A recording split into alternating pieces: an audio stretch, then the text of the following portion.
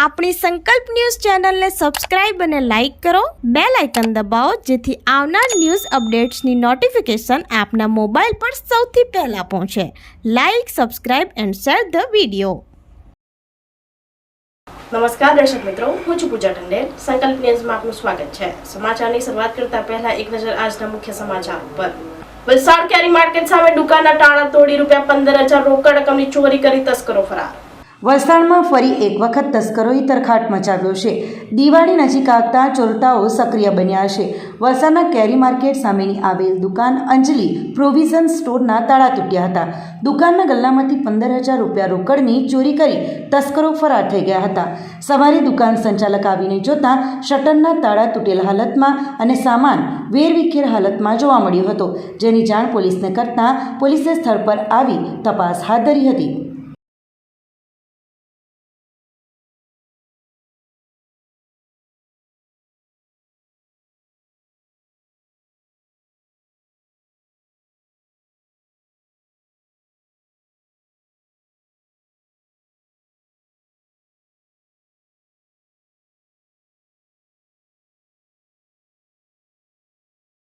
વાપીની પરણિત યુવતી ઘરેથી કોઈને કંઈ પણ કહ્યા વિના નીકળી જઈ પરત ન ફરતા પરિવાર ચિંતામાં.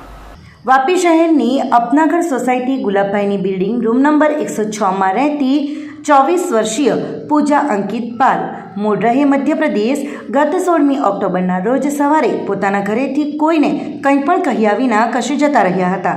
તેમની શોધખોળ કરતાં તેમની કોઈ ભાળ મળી નથી અને તેઓ આજ દિન સુધી પરત ન ફરતા પરિવાર ચિંતામાં મુકાયા છે. અને આ અંગે વાપી ટાઉન પોલીસ મથકે પૂજાબેન ગુમ થયાની ફરિયાદ નોંધાવી હતી. વધુ તપાસ પોલીસે હાથ ધરી છે.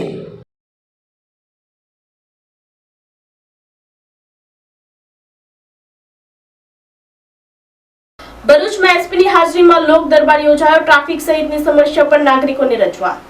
ભરૂચ શહેરના એ ડિવિઝન પોલીસ મથક ખાતે જિલ્લા પોલીસ અધિક્ષક અક્ષયરાજ મકવાણાની ઉપસ્થિતિમાં મથકનું વાર્ષિક ઇન્સ્પેક્શન યોજાયું હતું. ઇન્સ્પેક્શન દરમિયાન એસપીએ પોલીસ મથકની વિવિધ શાખાઓનું નિરીક્ષણ કરી કામગીરીની સમીક્ષા સાથે જરૂરી માર્ગદર્શન આપ્યું હતું.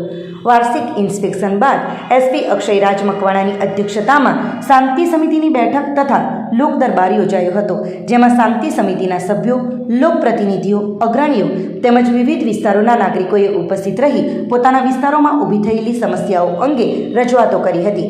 નાગરિકોએ ખાસ કરીને શહેરમાં વધતી ટ્રાફિકની સમસ્યા, માર્ગ સલામતી, ચોરીના બનાવો તથા રાત્રિના સમયની પોલીસ પેટ્રોલિંગ અંગે ચિંતાઓ વ્યક્ત કરી હતી. એસપીએ રજૂઆતોને ગંભીરતાથી લઈ સંબંધિત અધિકારીઓને તાત્કાલિક કાર્યવાહી કરવા માટે નિર્દેશ આપ્યો હતો. તેમણે સ્પષ્ટપણે જણાવ્યું કે લોકોની સુરક્ષા પોલીસ તંત્રની પ્રથમ જવાબદારી છે અને દરેક રજૂઆતનો સમયસર નિકાલ થશે. આ અવસરે ભરૂચના SC/ST સેલના ડીવાયએસપી ડૉક્ટર અનિલ સિસારા, એ ડિવિઝનના પોલીસ ઇન્સ્પેક્ટર RM વસાવા, PSIઓ સહિતના પોલીસ કર્મચારીઓ હાજર રહ્યા હતા. લોક દરબાર દરમિયાન પોલીસ તંત્ર અને નાગરિકો વચ્ચે સકારાત્મક સંવાદ થયો હતો, જે ભરૂચ શહેરમાં કાયદો અને વ્યવસ્થાની દ્રષ્ટિએ સકારાત્મક સંકેતરૂપ સાબિત થયો. દિવાળીનો તહેવાર આવી રહ્યો છે. દિવાળીના તહેવારને લઈ અને પોલીસ દ્વારા જે છે વિશેષ પ્રકારના બંદોબસ્તનું આયોજન કરવામાં આવતું હોય છે. ખાસ કરીને જે જગ્યાએ લોકો ખરીદી કરવા માટે જાય છે, જેમ કે સોની બજાર હોય છે, એ સિવાય કપડાઓનું બજાર હોય છે અને ગૃહિણીઓ પણ નાના મોટા પોતાની વસ્તુઓ લેવા માટે અને સાથે સાથે મીઠાઈ અને ફટાકડાના બજારમાં ખૂબ ચહલપહલ રહેતી હોય છે. આવા સંજોગોમાં પોલીસ દ્વારા જે છે એ મોડે સુધી પેટ્રોલિંગ, પોલીસ દ્વારા વ્હીકલ ચેકિંગ અને પોલીસ દ્વારા જે છે એ તમામ નાગરિકોની સુરક્ષા માટે અલગ અલગ જગ્યાએ ફિક્સ પોઈન્ટ રાખવામાં આવેલા છે. આ સિવાય મિત્રો, મારા તરફથી આપ સર્વને એક અપીલ રહેશે કે દિવાળીના તહેવારમાં જો કોઈ એવી જગ્યા કે જ્યાં નાગરિકો લાંબા સમય માટે પોતાના ઘરેથી દૂર જઈ રહ્યા હોય, વેકેશનમાં ફરવા જઈ રહ્યા હોય, તો એની પણ જો માહિતી અમને પોલીસ સ્ટેશને આપવામાં આવશે તો અમે ત્યાં પણ રેન્ડમ પેટ્રોલિંગ રાખીશું અને ચેકિંગ કરીશું, જેથી કરીને તમારા લોકોની અને ઘરની સુવિધાઓ ઓર સારી કરી શકાય.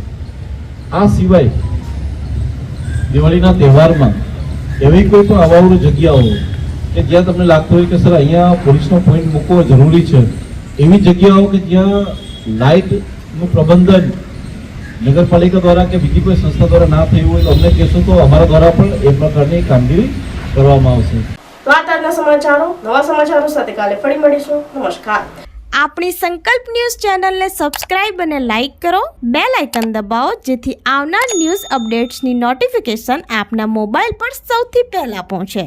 Like, subscribe and share the video.